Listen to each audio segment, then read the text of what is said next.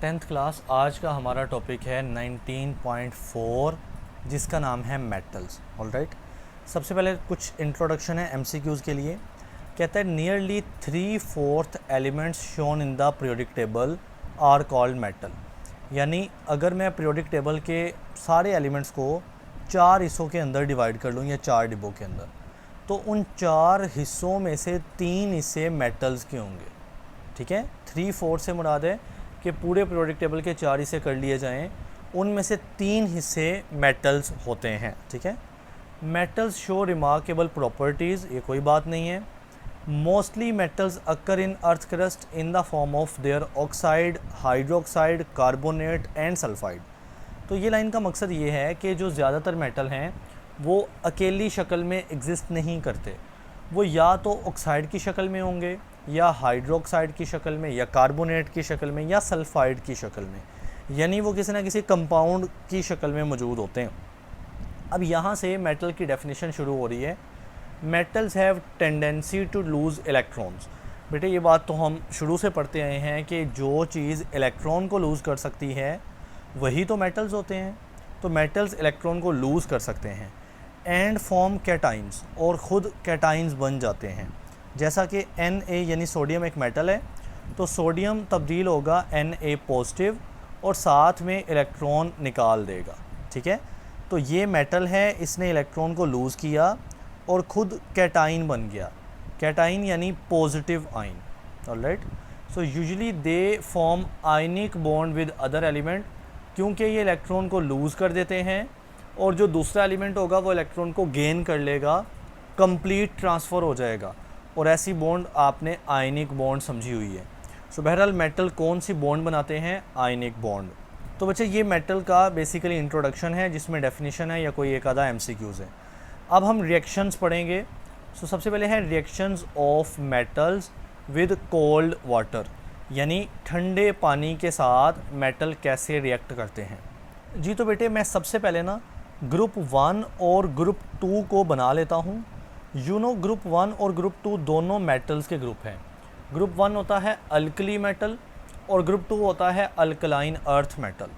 Group 1 के member क्या है?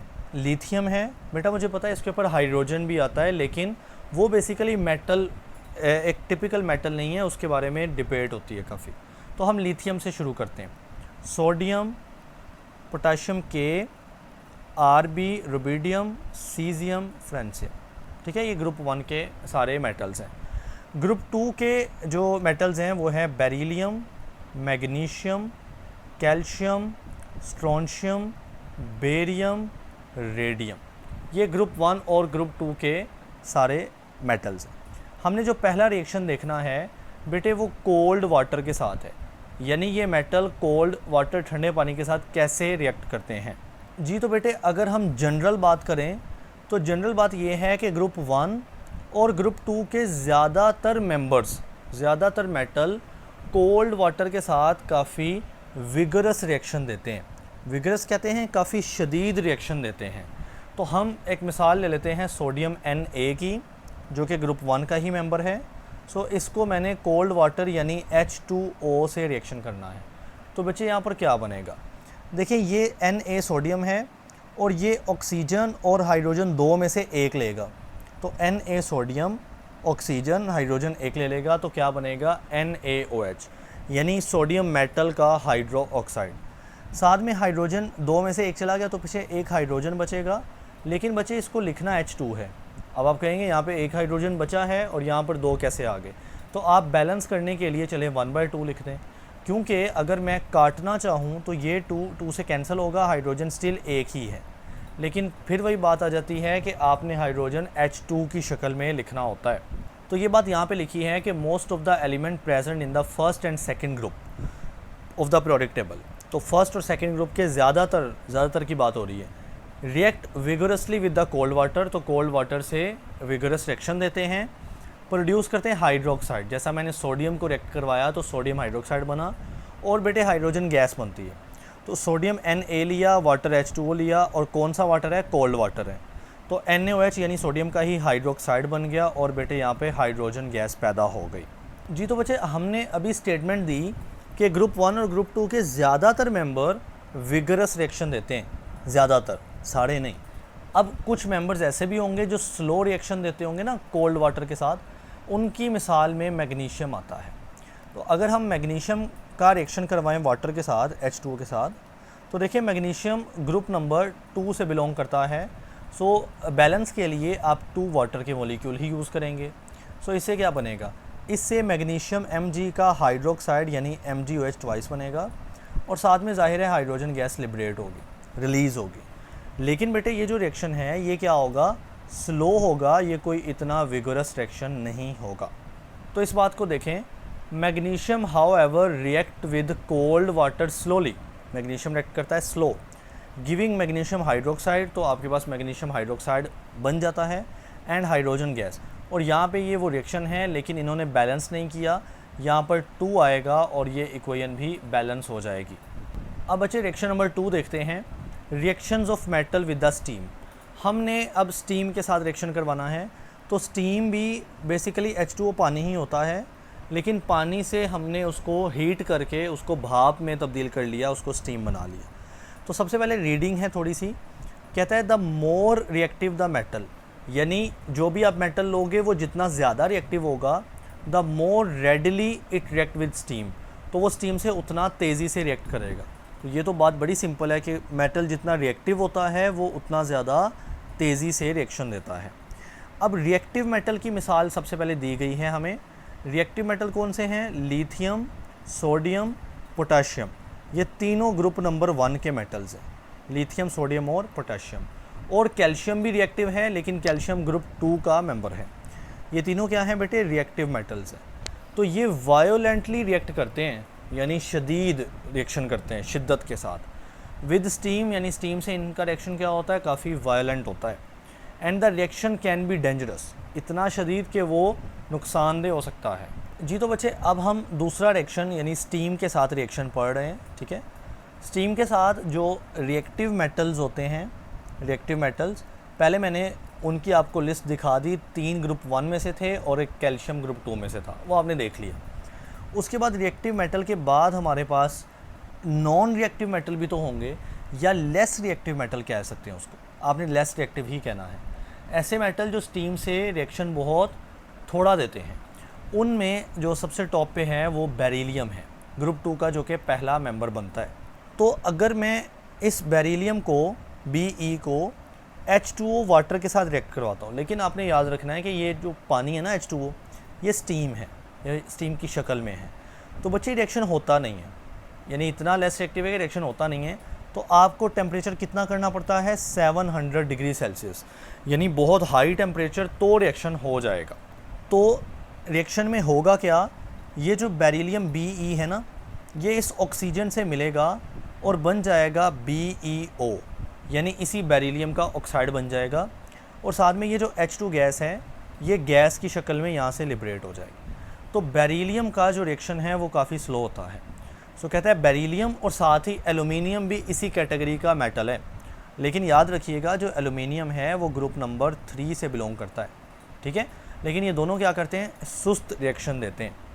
React with steam at high temperature, मतलब जाहिर है अगर हाई टेम्परेचर पर रिएक्शन दे रहे हैं तो स्लो होगा, around 700 degree Celsius, to give their respective oxide, इससे उनका ऑक्साइड बनता है एंड हाइड्रोजन।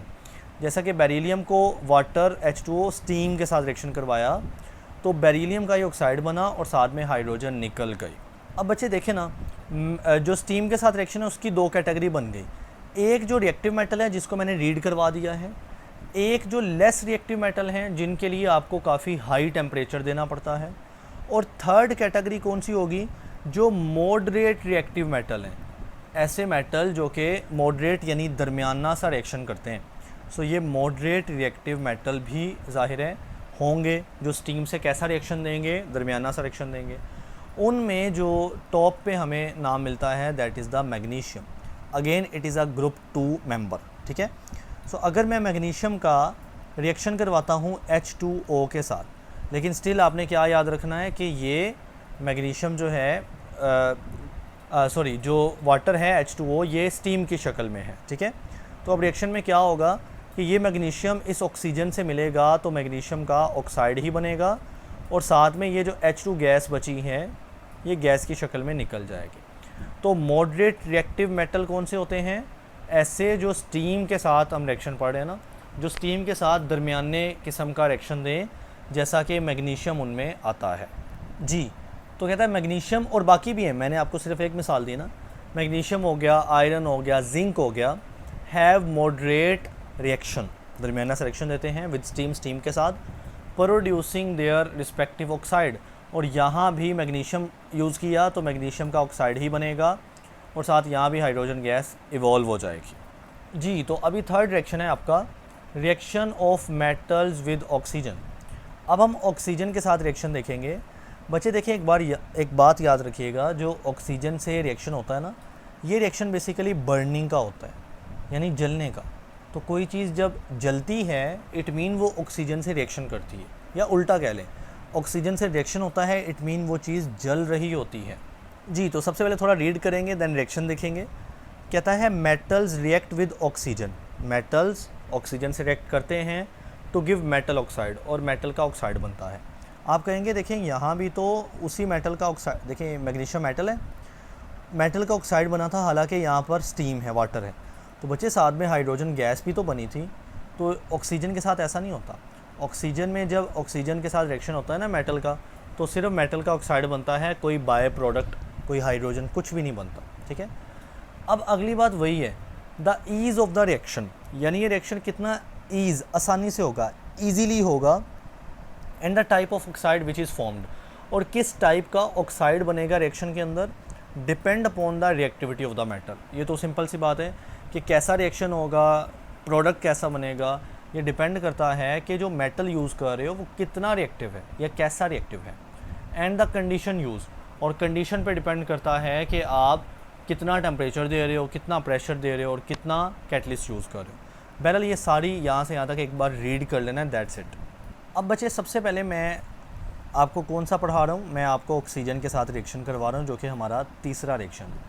और मैंने बोला ऑक्सीजन के साथ रिएक्शन को क्या नाम देते हो, बर्निंग रिएक्शन का नाम देते हो। ठीक है, तो सबसे पहले हम देखते हैं सोडियम को Na, यानी उसका ऑक्सीजन के साथ रिएक्शन आपने देखना है O2 के साथ। तो देखिए बेटा, ये जो सोडियम है ना Na, ये दो तरह से ऑक्सीजन से रिएक्ट करता है, या यूँ कह लें ये दो तरह से जलता है, दो तरह से बर्न करता है।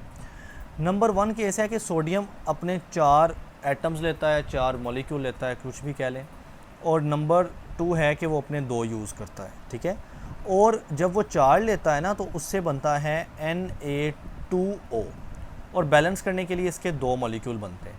ठीक है, और अगर वो 2 सोडियम हो तो ऑक्सीजन के साथ रिएक्शन में क्या बनता है, देखिए Na2 लिए हैं तो Na2 लिए हैं आपने, और ऑक्सीजन भी 2 है तो ये बन जाएगा Na2O2। यहाँ पर क्या है, Na2O2, और यहाँ पर Na2O है, O2 नहीं है। तो बच्चे अब इनके नाम हैं, ये जो है इसका नाम होता है सोडियम ऑक्साइड, सोडियम का ऑक्साइड है, और ये जो है ये है सोडियम का पर ऑक्साइड, सोडियम पर ऑक्साइड। यानी सोडियम जलता है, बर्न होता है, ऑक्सीजन से रिएक्शन करता है 2 डिफरेंट वेज के अंदर। और कौन से वेज हैं, या वो सोडियम ऑक्साइड बनाएगा या वो सोडियम पर ऑक्साइड बनाएगा। अब देखिए ना, ऑक्सीजन से रिएक्शन कर रहा है यानी जल रहा है, तो कोई ना कोई फ्लेम यहाँ पर पैदा होगी ना, फ्लेम यानी कोई ना कोई शोला पैदा होगा, कोई ना कोई आग पैदा होगी, और वो किस कलर की होगी बच्चे, वो येलो कलर की फ्लेम यहाँ पर पैदा होती है जब सोडियम रिएक्शन करता है। सारा लिखा हुआ है कि सोडियम बर्न करता है एयर में विद येलो फ्लेम पैदा करता है, और प्रोड्यूस करता है सोडियम ऑक्साइड जो कि ऊपर वाला है, एंड सोडियम पर ऑक्साइड जो कि नीचे वाला है। एंड रिएक्शन देखें सेम है, 4Na यूज़ करोगे तो क्या पैदा होगा, सोडियम ऑक्साइड, 2Na यूज़ करोगे तो सोडियम पर ऑक्साइड पैदा होगा। उसके बाद बेटा देखें, कहता है मैग्नीशियम, कैल्शियम, स्ट्रोंशियम और बेरियम। बच्चे ये सारे ग्रुप नंबर 2 के मेटल्स हैं, मैग्नीशियम भी, कैल्शियम भी, स्ट्रोंशियम भी और बेरियम भी, ग्रुप 2 के। बर्न इन द ऑक्सीजन, ये भी ऑक्सीजन में जलते हैं, with the colour of the flame, और जो फ्लेम यानी आग या शोला निकलता है उसका क्या कलर होगा, करेक्टरिस्टिक टू ईच मेटल। ये हर मेटल की अपनी करेक्टरिस्टिक है, यानी इन चारों मेटल का अपना डिफरेंट कलर होता है जब ये बर्निंग करते हैं। गिविंग देयर रिस्पेक्टिव ऑक्साइड, लेकिन बनता ऑक्साइड ही है। जैसा कि इन सब में से कैल्शियम की मिसाल हमारी बुक ने ली है कि कैल्शियम ऑक्सीजन से रिएक्ट करेगा तो क्या बनेगा, कैल्शियम ऑक्साइड। हालांकि इक्वेशन में थोड़ी सी प्रॉब्लम है, वो है बैलेंसिंग की। देखो यहाँ पर कैल्शियम 2 है यहाँ पर और यहाँ पर 1 है, तो बस यहाँ पर 2 कर लेना है, यानी 2 कैल्शियम ऑक्सीजन, तो क्या बना, कैल्शियम ऑक्साइड, और बैलेंस करने के लिए 2 मॉलिक्यूल बन गए। ठीक है, तो ये कैल्शियम ऑक्साइड कब बनता है, जब कैल्शियम ऑक्सीजन से रिएक्ट करता है। अब इन चारों की जो फ्लेम है, जब ये ऑक्सीजन से रिएक्ट करेंगे, यानी जब ये जलेंगे तो कोई ना कोई फ्लेम पैदा होगा ना, वो फ्लेम इस टेबल में लिखा हुआ है, आपने याद करना है। अगर मैग्नीशियम को जलाते हो तो इंटेंस वाइट फ्लेम पैदा होता है। इंटेंस कहते हैं शदीद किस्म का वाइट कलर का फ्लेम वहाँ पे पैदा होता है। अगर आप कैल्शियम को जलाते हो तो बेटे वाइट फ्लेम ही होता है with a tinge of red. ठीक है, टिंग कह लें या टिंज कह लें, आई डोंट नो कैसे प्रोनाउंस करना है।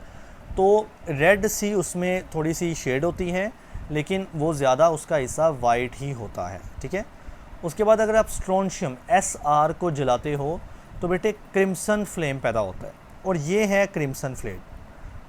देखें ना, स्ट्रोंशियम का फ्लेम ये है, जैसे वाइब्रेंट किस्म का रेड होता है ना वैसे, और इसका क्या नाम है, क्रिम्सन फ्लेम। ठीक है, और आखिरी चीज़ है बेरियम BA।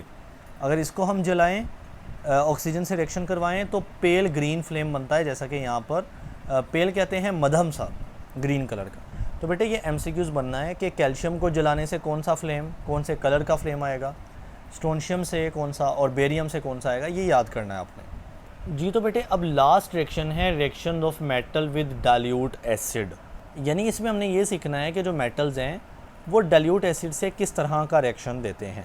सो देखें, कहते हैं the more reactive the metal, आप जितना रिएक्टिव मेटल यूज़ करते हैं the more vigorous is it's reaction with dilute acid, तो डाइल्यूट एसिड से उसका रिएक्शन उतना शदीद होगा। तो ये तो वही बात है जो पहले बार बार होती है कि मेटल जितना रिएक्टिव होगा उसका कोई भी रिएक्शन उतना ही विगरस होने वाला है। अब सबसे जो फास्ट या सबसे विगरस रिएक्शन देते हैं वो कौन है, सोडियम और पोटेशियम आर वेरी डेंजरस, वो बहुत ज़्यादा ख़तरनाक होते हैं, एंड रिएक्ट वायोलेंटली, यानी वो शिद्दत से रिएक्शन देते हैं विद डाइल्यूट एसिड, यानी डाइल्यूट एसिड के साथ जी। तो बेटा हम सबसे पहले सोडियम Na का रिएक्शन करते हैं।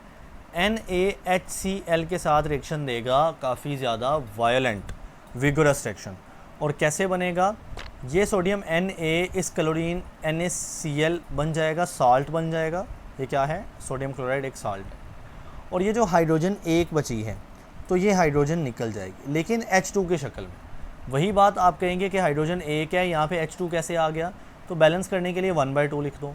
1/2 में से जो 2 है वो कैंसिल होके इधर कैंसिल हो जाएगा, तो बैलेंस हो जाएगा। बहरहाल आपने 1/2 और साथ में H2 की शक्ल आपने लिखनी है। ऑलराइट, सो ये सोडियम ऐसा मेटल है जो HCl, जो कि डाइल्यूट एसिड होगा, यहाँ पे डाइल्यूट एसिड, उसके साथ कैसा रिएक्शन देगा, वायोलेंट रिएक्शन देगा। ठीक है, गिविंग रिस्पेक्टिव साल्ट, इससे कोई ना कोई साल्ट बनेगा, हाइड्रोजन गैस और साथ में हाइड्रोजन गैस भी निकलेगी।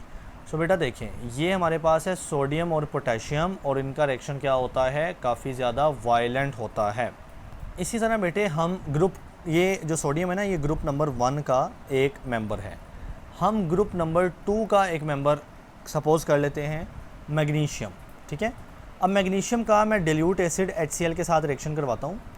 आप देखिए मैग्नीशियम ग्रुप 2 का है ना, तो HCl के 2 मॉलिक्यूल लेना पड़ेंगे, ये बैलेंसिंग के लिए होता है। तो रिएक्शन कैसे चलेगा, ये मैग्नीशियम इस क्लोरीन जो कि 2 है इसके साथ मिलके MgCl2 मैग्नीशियम क्लोराइड का साल्ट बना देगा, और साथ में ये 2 हाइड्रोजन H2 की शक्ल में निकल जाएंगे। तो ये मैग्नीशियम का जो कि ग्रुप 2 का मेंबर है वो उसका रिएक्शन है। अब आखिरी बात हमारी कि ग्रुप 2 के जितने भी मैंने आपको मेंबर बताए हैं कौन कौन से हैं, पहला बेरिलियम, मैग्नीशियम, कैल्शियम, उसके बाद आता है स्ट्रोंशियम, बेरियम, ये सारे मेंबर्स, ये सारे जो ग्रुप 2 के मेंबर्स हैं ना, ये डाइल्यूट HCl के साथ रिएक्शन करते हैं, लेकिन इनका जो रिएक्शन है वो नीचे जाते जाते इंक्रीज़ होता है, नीचे बढ़ता है। यानी बेरिलियम HCl के साथ रिएक्शन करेगा सबसे स्लो और बेरियम सबसे फास्ट।